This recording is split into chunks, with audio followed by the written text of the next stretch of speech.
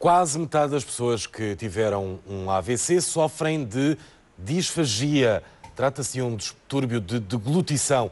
Pode variar entre a dificuldade durante a ingestão dos alimentos até à total incapacidade para deglutir.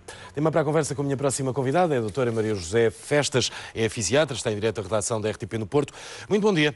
A fisioterapia pode ajudar estes doentes? A terapia da fala, digamos assim. Portanto, estes déficits de deglutição levam a que três aspectos importantes. Há uma pneumonia, isto é, os alimentos, em vez de serem dirigidos para o esófago, são dirigidos para os pulmões e, portanto, levam a pneumonias. São depois a principal causa de reinternamento hospitalar após um acidente vascular cerebral. A malnutrição, porque as pessoas não vão comer porque têm dificuldade em engolir e, sobretudo, por exemplo, o tipo de disfagia que ocorre no AVC é sobretudo para líquidos, a desidratação.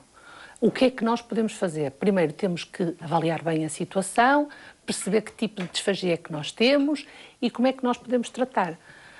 Nas situações mais simples, a maneira como nós podemos tratar estes doentes será, por exemplo, o espessamento dos líquidos que nós podemos fazer. Podemos ensinar à família algumas estratégias de como alimentar estas pessoas e são estas, assim, algumas das coisas que nós podemos fazer. Que estratégias são essas? Portanto, é uma avaliação inicialmente à cabeceira do doente, em que nós vamos ver se ele está consciente, se está acordado e se está capaz de se alimentar.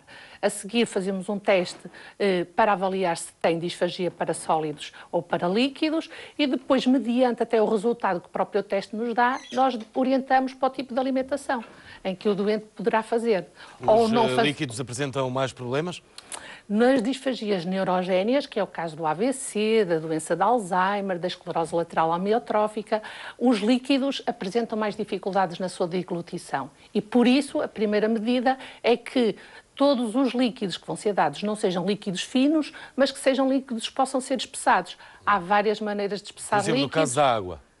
A água, exatamente. Existem alguns componentes, por exemplo, um pó que se adiciona à água, ela fica tipo gelatina. Em vez da pessoa beber água, beber um líquido gelificado, passar a comer, por exemplo, a tomar iogurte. Portanto, existem várias maneiras realmente de hidratar o nosso doente. Mas a pessoa fica com este problema para toda a vida ou a terapia da fala pode resolver o problema? Nos AVCs, porque é um episódio, por isso é que se diz acidente, é um episódio e depois há sempre uma recuperação. Habitualmente, esta disfagia que ocorre em 60% na fase aguda, com a evolução e com a reabilitação vai melhorar.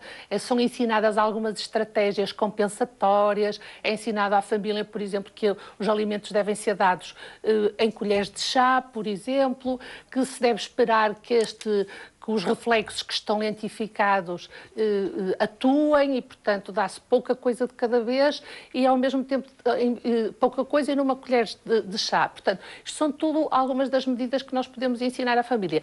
Nas doenças progressivas, como sejam a doença de Alzheimer ou, por exemplo, a esclerose lateral amiotrófica, já são medidas, nós vamos estar a vigiar este doente, porque o que acontece é que, em vez de melhorar, pode agravar e outras estratégias podem ser necessárias. Doutora Maria José Festas, muito obrigado por ter estado aqui no Bom Dia Portugal. Deus, obrigada. Agora são 8h48.